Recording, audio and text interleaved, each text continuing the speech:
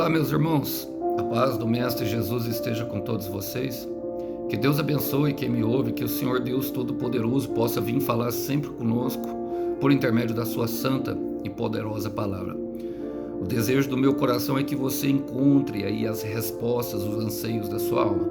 E sempre poderemos encontrar justamente em Jesus, na sua palavra.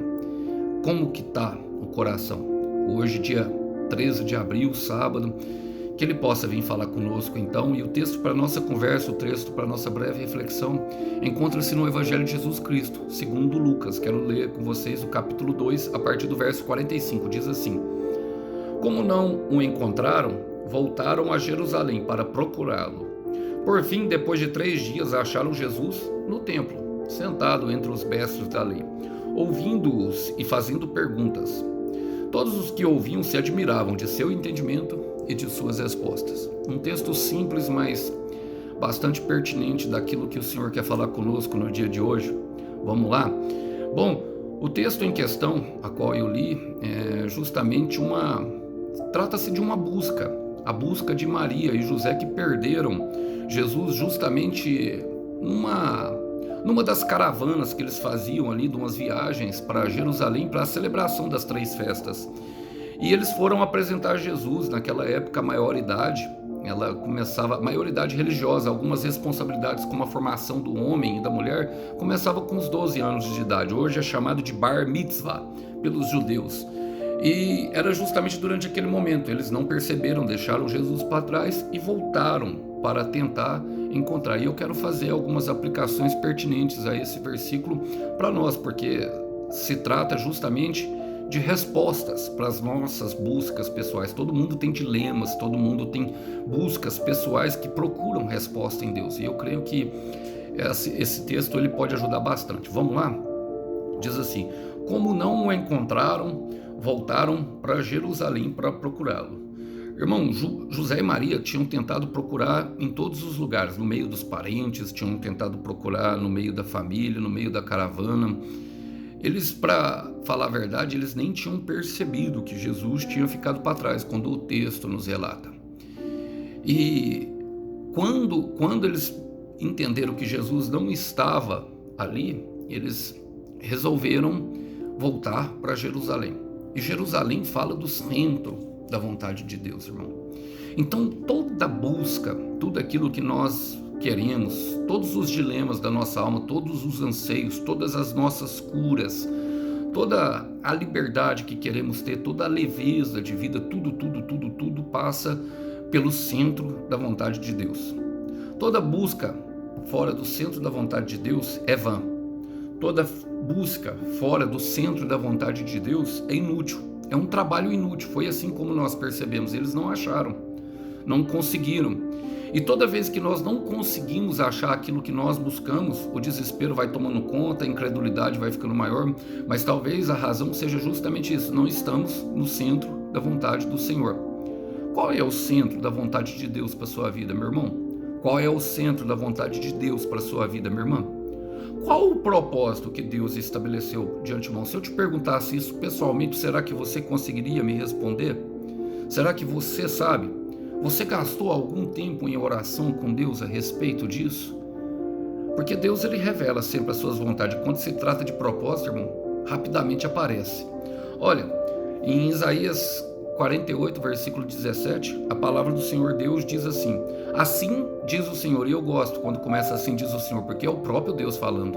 Quando os escritores começam dessa forma, é porque é uma palavra que vem do trono da graça. Ele fala: Assim diz o Senhor, o teu Redentor, o Santo de Israel. Eu sou o Senhor, o teu Deus, que te ensina o que é útil e te guia pelos caminhos que deves andar. O Senhor, ele tem uma disponibilidade, irmãos, de justamente de pegar pela nossa mão, de nos chamar pelo nome e de nos levar a atravessar os vales escuros da vida, os vales de sombra e de morte. Isso é uma predisposição dele. E eu posso dizer com toda certeza, vendo daquilo que eu já vi na palavra de Deus, que ele ama fazer isso. Porque é nesse momento que nós aprendemos mais sobre ele. É nesse momento que começamos a relacionar e o nosso amor por ele cresce. E automaticamente a nossa confiança. Precisamos confiar em Deus para que nós não venhamos a ser inconstantes. A constância, ela vem justamente da fé, irmão. E a inconstância justamente da dureza do coração, da incredulidade. Inconstância está relacionada, é um fruto da incredulidade. A constância é um fruto da fé, um fruto da palavra que Deus nos deu. Nós podemos ver isso em Pedro, quando ele vai andar sobre a água. A palavra de Deus solidificou a água a ponto de que Pedro conseguisse andar sobre ela. Mas quando ele duvidou, quando ele começou a afundar. E isso mostra justamente a inconstância do coração, daquilo que nós olhamos para Jesus e olhamos para a circunstância, porque nós somos chamados a viver pela fé e a mover por essa fidelidade. Fé e fidelidade, elas têm na etimologia da palavra a mesma raiz, elas significam praticamente a mesma coisa. Ter fé é ser fiel. Ser fiel a uma palavra, ser fiel a um propósito, ser fiel a uma convicção. A própria palavra fala que sem fé é impossível agradar a Deus e que Hebreus 11:1 fala que a fé tão somente é o firme fundamento, ou seja, a convicção das coisas que se esperam, mas portanto não se veem. E eles voltaram para Jerusalém e esse deve ser o centro de toda a nossa busca. Primeiro, se colocar no centro da vontade de Deus. E no versículo 46 fala, por fim, depois de 3 dias, acharam Jesus no templo. E eu gosto dessa expressão de 3 dias, tenho falado bastante com ela com vocês, porque ela se refere justamente ao processo, aquilo que nós temos vivenciado aqui, que é a morte por meio do batismo e a ressurreição de Jesus Cristo, aonde temos em todas as promessas o sim e o amém de Deus. Morrer para as nossas vontades, tomar a nossa cruz, morrer para os nossos egos, para os nossos achismos, para os nossos próprios conhecimentos. A grande verdade é que muitas vezes nós queremos introduzir Deus no meio das nossas convicções. Eu ministrei sobre não podemos domar Deus, irmãos. Isso é algo que quem cresce em maturidade espiritual, num relacionamento íntimo com Ele, vai perceber ao longo do momento. Ele não se dobra a nós, é nós que nos dobramos a Ele. A palavra fala em Mateus capítulo 5, versículo 4, bem-aventurados os pobres de espírito, porque deles é o reino dos céus. E os pobres de espírito fala justamente de reconhecer a nossa pobreza, a nossa inferioridade diante de um Deus que é tão grandioso. Da palavra, da etimologia da palavra, significa naria, aquele que se dobra. Aquele que se dobra. E esses 3 dias fala justamente desse processo, que nós justamente estamos sendo submetidos a trocar os nossos pensamentos pelos pensamentos de Deus. O que Paulo fala em Romanos 12, versículo 2, que nós devemos renovar a nossa mente e o nosso entendimento para que nós possamos experimentar a boa, para que sejamos capacitados a experimentar a boa, perfeita e agradável vontade de Deus. E antes dele falar isso, ele fala para nós não nos conformarmos com esse mundo. E não nos conformarmos com esse mundo, irmão, é porque o mundo ele tem um padrão de pensamento estabelecido. E nós fomos criados em contextos sociais, em culturas, em vivências, aonde, logicamente, nós fomos introduzidos a um meio que bombardeou nós durante todas a nossa vida com esses pensamentos. Não se engane, meu irmão, não se engane, minha irmã, todos nós temos pensamentos mundanos, todos nós. E Deus, ele quer ser o centro de tudo, e esses 3 dias fala desse processo. E eu quero te falar, meu irmão, que o processo vai te levar ao propósito. Eu quero te dizer novamente, o processo é que vai te levar ao propósito. Justamente esse processo dos 3 dias, do batismo, da morte e da ressurreição. A morte, para nós, o batismo em Jesus nos leva a experimentar da ressurreição. A morte, para as nossas convicções, nos leva justamente a vivenciar as promessas de Deus. Deus cumpre promessa para quem cumpre princípios. Quero ler com vocês Isaías capítulo 9, versículo 2. Fala assim, ó: o povo que andava em trevas viu uma grande luz, e sobre os que habitavam na terra de profunda escuridão resplandeceu a luz. A luz sempre fala daquilo que é verdade, irmão, e as trevas falam dos nossos caminhos tortuosos, daquilo que nós justamente não conseguimos enxergar, não conseguimos entender, porque muitas coisas nos acontecem, e muitas coisas nós não vamos entender porque não temos a capacidade. Mas a verdade é que quando nós nos submetemos ao propósito, automaticamente nós nos tornamos como fala em Provérbios 4:17, que o justo é como o resplandecer da aurora, ele vai brilhando cada dia mais até ser dia perfeito. Então, não se assuste se na sua vida agora estiver só trevas, estiver só escuro, porque à medida que nós nos submetemos ao processo, é inevitável que a luz de Deus vai raiando, vai brilhando sobre nós até que torne dia perfeito. Então eu quero já profetizar sobre a sua vida, meu irmão. Quero profetizar sobre a sua vida, minha irmã. Vai amanhecer. Vai amanhecer. O choro pode durar uma noite, mas a alegria, ela vem pela manhã. Então vai amanhecer. Olha, a palavra continua falando assim, ó. Sentado entre os mestres da lei e ouvindo-os e fazendo pergunta. Quem ouvia e fazia pergunta eram os mestres da lei a Jesus. Eu gosto desse texto porque eu já citei Lucas, ele tem uma cronologia perfeita dos acontecimentos dos textos. Ele é um exímio historiador e ele coloca em sentido cronológico, ou seja, um acontecimento em sentido em que os tempos aconteceram um depois do outro. E antes desse texto ele fala da profecia de Ana e de também, se eu não me engano, Simeão, a profecia de Simeão e Ana, que eram dois anciãos. E a grande questão era que a sabedoria vinha justamente do tempo de vida, mas Jesus tinha apenas 12 anos. E os mestres da lei quem eram? Os mestres da lei mostram justamente essa sabedoria para nós, assim, da questão da sabedoria humana. Por quê? Porque eles eram os escribas. Qual que é a diferença entre os escribas e os fariseus, Arson? Os fariseus, eles criam justamente ali no domínio, na questão da sinagoga, eles que criaram a sinagoga, pelo método, eles andavam pela religião, pelo método religioso, pelo cumprimento da lei de Moisés e defendiam ela a todo custo para a salvação. E os escribas, eles redigiam essas leis, então eles conheciam cada letra e cada versículo. Naquela época não tinha versículo, mas cada palavra que ali tinha com a palma ou com a sua memória, ficava tudo memorizado, porque quanto mais escrevemos, mais memorizamos. Eles tinham muito conhecimento, eles eram as pessoas de mais conhecimento. Talvez quando quisessem tirar dúvidas sobre alguma coisa de Deus, procurassem os mestres da lei e não fariseus. E eles defendiam a salvação por meio de uma vida piedosa. Uma vida por meio da bondade se alcançava a salvação, o que não é uma verdade. Não é. Logicamente nós fomos chamados sim a uma vida piedosa, mas a verdade é que nós só encontramos as respostas que queremos quando perguntamos para a pessoa certa. Não adianta perguntar para mestre da lei, não adianta perguntar para fariseu, não adianta nem perguntar para os sábios. Por quê? Jesus em seus 12 anos já dava instrução daquilo que se deseja fazer. Quando queremos encontrar as respostas certas, precisamos perguntar para a pessoa certa, irmão. Perguntar para o Criador. Eu sempre uso esse exemplo e eu acho pertinente, creio que é pertinente usá-lo agora. Eu falei já sobre o meu carro, eu tenho um Logan e ele é da marca Renault. Nem sei se posso falar isso, mas vou usar.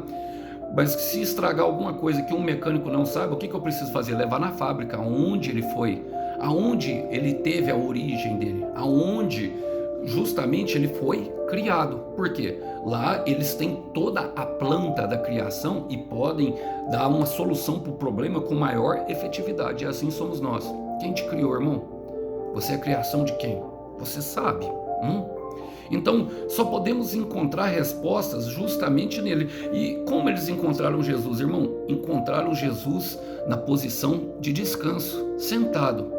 Então, todas as respostas que nós precisamos, tudo que nós precisamos, estará sempre em Jesus, irmãos. Para começar, no descanso. Aprendemos que é por meio do descanso que podemos encontrar as respostas que tanto o nosso coração anseia. Quero ler com vocês justamente Mateus capítulo 11, do versículo 28 ao 30, um texto bastante conhecido que diz assim: Vinde a mim, todos que estáis cansados e oprimidos, e eu vos aliviarei. Tomai sobre vós o meu jugo e aprendei de mim, que sou manso e humilde de coração, e achareis descansos para as vossas almas, porque o meu jugo é suave e o meu fardo é leve. Agora, quando nós não nos colocamos na posição de descanso primeiro e depois nos direcionamos à pessoa certa, irmão, provavelmente poderemos ter, sim, uma dificuldade. Mas, Alisson, como que eu faço? Irmãos, hoje o nosso descanso, hoje as nossas respostas, ela vem por meio do Espírito Santo de Deus, através do fruto de uma busca pessoal, dentro do quarto de oração, dentro da leitura da palavra. Eu sempre falo com vocês, irmão, é necessário que leia a palavra, é necessário que busque, que gaste tempo, que você invista tempo, um tempo pessoal. Nós investimos tempo em tantas coisas, irmão. O que você gasta seu tempo? Traz aí. O que você gasta seu tempo? Será que são coisas úteis, como o Senhor diz no começo? Será que trará o crescimento pessoal? Será que você atingirá a maturidade do varão perfeito, que é a estatura de Cristo Jesus, pelo caminho que você tem traçado? Eu gosto de um texto que fala justamente disso, porque em João 16, o Senhor explicando aos discípulos ali os atributos do Espírito Santo e o que ele veria fazer, uma das coisas que ele fala é o seguinte, João 16, versículo 12. Ainda tenho muito que vos dizer, mas vocês não podeis suportar agora. Eu quero ler na linguagem atual. Ainda tenho muitas coisas para lhes dizer, mas vocês não poderiam suportar isso agora. Por que o Senhor não nos revela toda a verdade de uma vez? Por que a luz, o justo é como a luz de aurora, que vai brilhando cada vez mais? Irmão, porque nós não temos maturidade espiritual. Nós não temos a estrutura para saber todas as coisas. O Senhor vai paulatinamente, pacientemente, como um grande artesão, confeccionando a sua grande obra através das vivências, e Ele usa tudo ao nosso redor para que nós venhamos a chegar ao pleno entendimento e à plena sabedoria, a fim de se parecer cada vez mais com Jesus. Isso é uma verdade bíblica. Ele fala, ainda tem muitas coisas para lhe dizer, mas vocês não podem suportar. Por quê? Porque não tem estrutura. Mas o versículo 13, que é justamente a função do Espírito Santo, que é realmente aonde nós encontraríamos as respostas para os dilemas da nossa alma. Fala, porém, quando o Espírito da verdade vier, ele ensinará toda a verdade a vocês.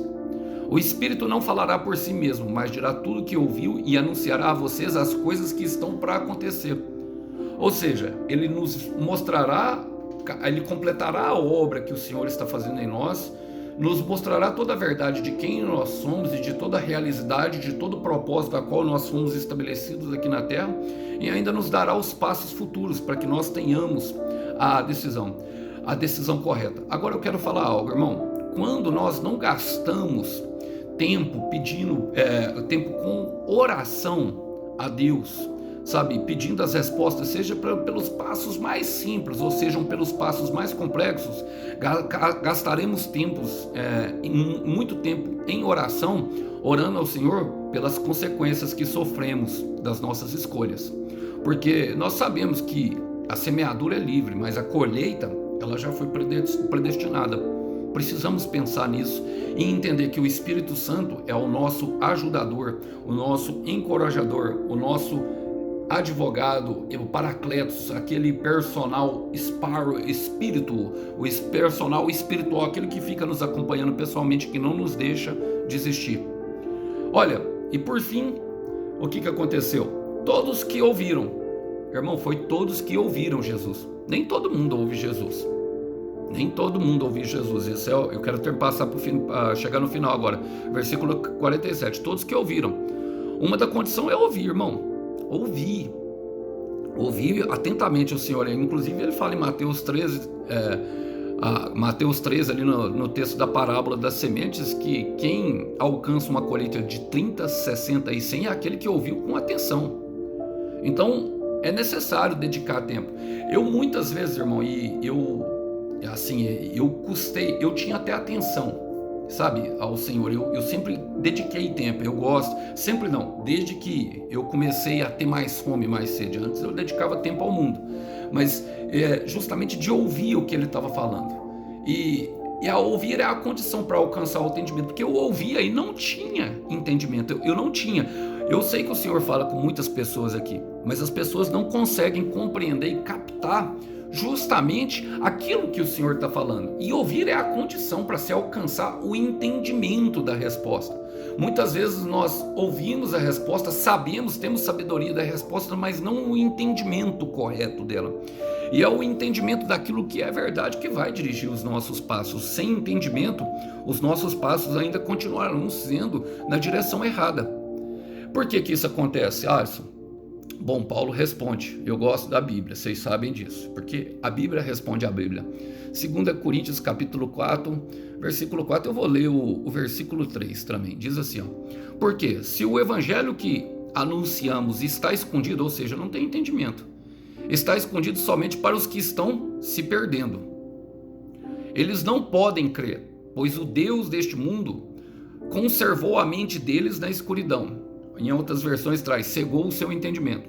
Ele não os deixa ver a luz que brilha sobre eles, a luz que vem de boa notícia a respeito da glória de Cristo, o qual nos mostra como Deus realmente é. É uma ação de Satanás, irmãos. É uma ação do inferno. E ela traz incredulidade no nosso coração, e por isso nós nos tornamos inconstantes. O Tiago fala na sua epístola, capítulo 1, versículo 5, que se nós quisermos pedir sabedoria a Deus, nós devemos pedir com fé. Ou seja, com fidelidade de seguir no caminho que Ele está nos dando. Por quê?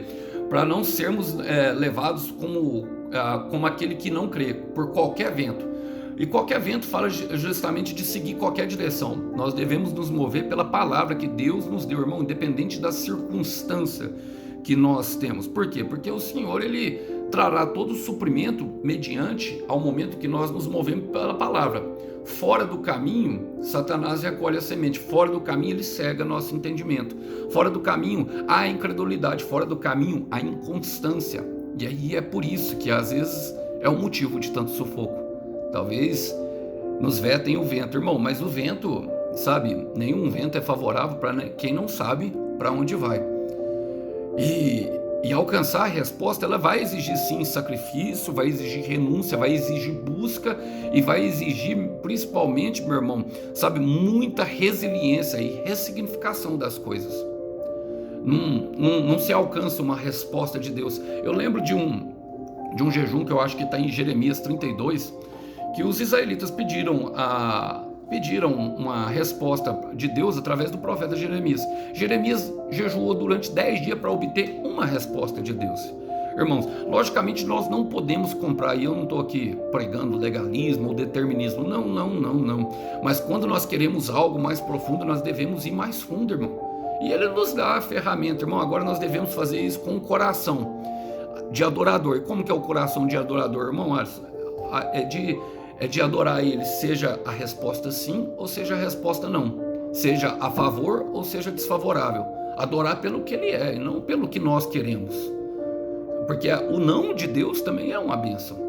Então, olha, a palavra termina falando assim, ó: todos que ouviu se admiravam do seu entendimento e de suas respostas. Falamos sobre o entendimento, então para alcançar o entendimento é necessário ouvir, mas a verdade é que ele tinha resposta, o menino de 12 anos, o menino Deus, o menino Jesus. Sabe por quê?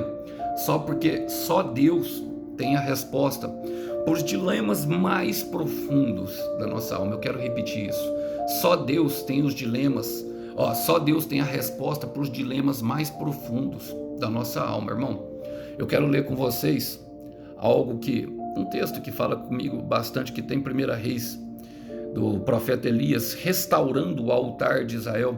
1 Reis, capítulo 18, versículo 24, diz o seguinte, só um minutinho, que eu já vou ler o versículo para vocês.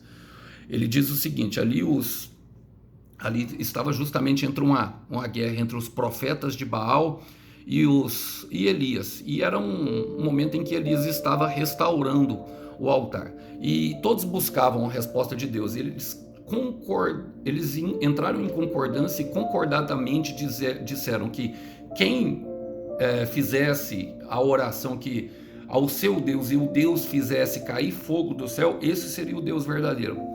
Então, no versículo 24, o profeta Elias dá a seguinte instrução, ele fala assim: aí os profetas de Baal vão orar ao seu Deus, e eu orarei ao Senhor. O Deus que responder mandando fogo, Este é que é Deus. E todo o povo respondeu: está bem assim. Todos concordaram, irmão, mas presta atenção, a resposta era fogo. E o fogo fala do batismo do fogo, da ação do Espírito Santo, das dificuldades da vida a qual nós enfrentamos. Então, Deus nunca vai responder as nossas perguntas quando nós queremos. Mas é necessário entender que, através do processo, através daquilo que nós fomos submetidos a caminhar, nós encontraremos sim a resposta. E para isso nós precisaremos de fé para caminhar naquilo. Por isso, Jesus fala aqui, em João 13,7, o que eu faço agora vocês não entendem, mas entenderão depois. E eu gostaria de deixar essa mensagem para vocês hoje, irmão, para breve reflexão, sabendo e ansiando. E também eu busco respostas em Deus. Eu já alcancei algumas, outras ainda busco. E sei que encontrarei, porque a partir do momento que eu me posicionei me posicionei firme do lado de Deus, daquilo que Ele queria para a minha vida, eu sabia que Ele traria todas as respostas que a minha alma precisava, porque elas foram sendo supridas há pouco tempo.